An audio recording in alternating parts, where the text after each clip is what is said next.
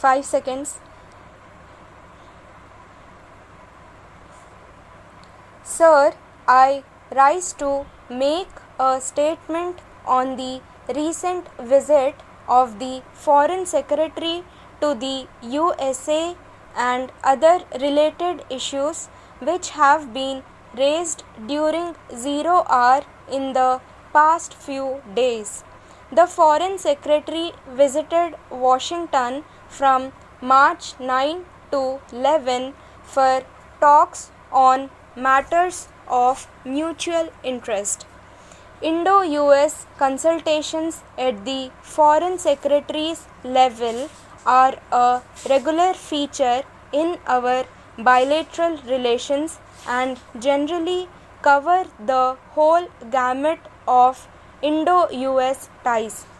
Honorable members have in the past few days raised a number of pertinent issues relating to Indo-US relations. I would now like to address some of them specifically. Honorable members made reference to the so-called Pentagon paper extracts of which appeared in the US press on March 8, 2012. The paper is actually a draft which outlines USA's perceptions and strategies in relation to the entire world. The report is not a specific position paper on India or Pakistan. The Foreign Secretary was instructed to immediately take up the negative references to India. In his meetings with the Deputy Secretary and the Under Secretary of Defense, the Foreign Secretary conveyed our serious concern on the above.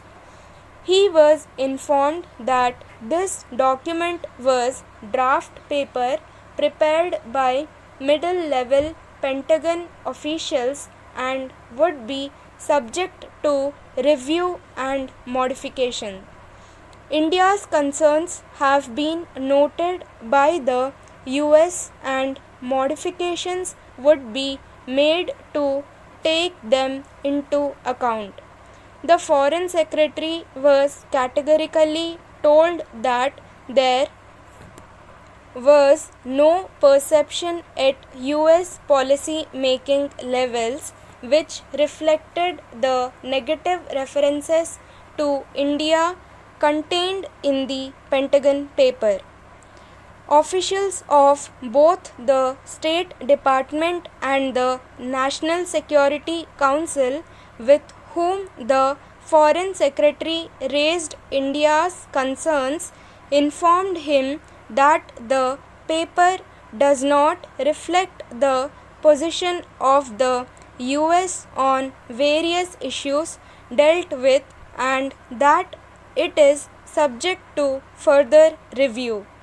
On the reported Pentagon advocacy for a continued substantial US military relationship with Pakistan, the Foreign Secretary strongly conveyed our views that while it was a bilateral matter between the United States and Pakistan, this would naturally have consequences in terms of Indian assessments and policy orientation.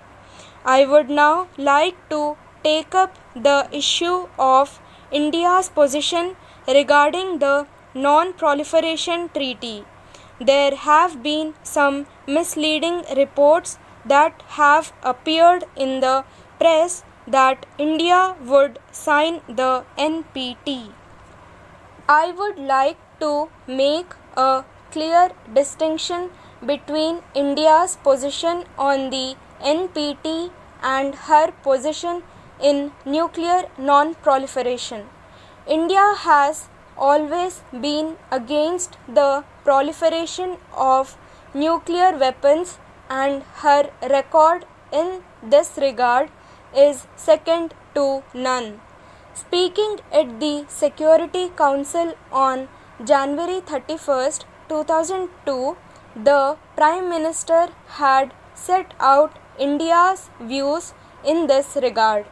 He recalled the action plan for disarmament put forward at the third special session on disarmament in 1998 by the late Prime Minister Rajiv Gandhi, which sought to eliminate all weapons of mass destruction in stages, eventually leading to nuclear weapon free and non-violent world. The Prime Minister, in fact, at the meeting which I have mentioned, advocated advancing this time frame to the year 2000. The House is aware that on the issue of signing the NPT, India has been under pressure for several years past, including pressure from the erstwhile Soviet Union.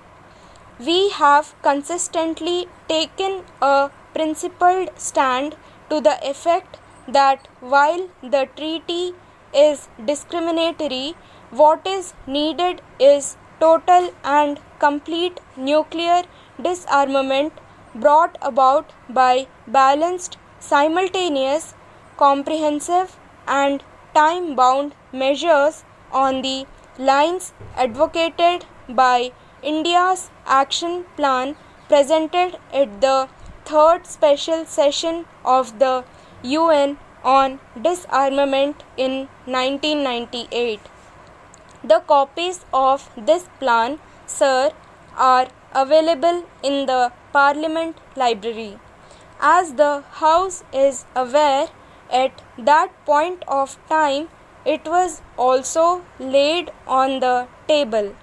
The Prime Minister has elaborated India's stand on all occasions when the matter was raised, both in multilateral meetings and bilateral talks.